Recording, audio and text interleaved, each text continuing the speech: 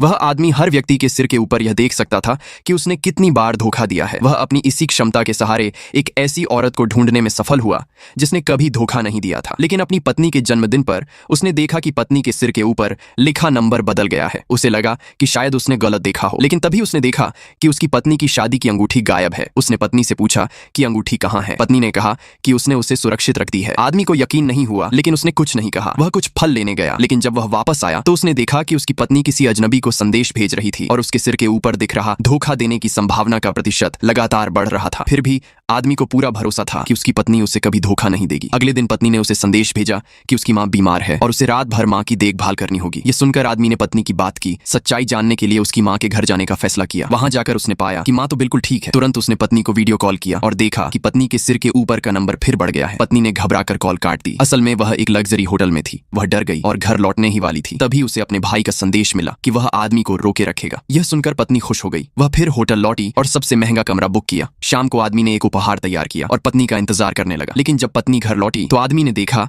कि उसके सिर के ऊपर लिखा नंबर 0 से बढ़कर 5 हो गया है। इसका मतलब था उसने 5 बार धोखा दिया था। अब सवाल यह है, वह आदमी इस स्थिति से कैसे निपटेगा।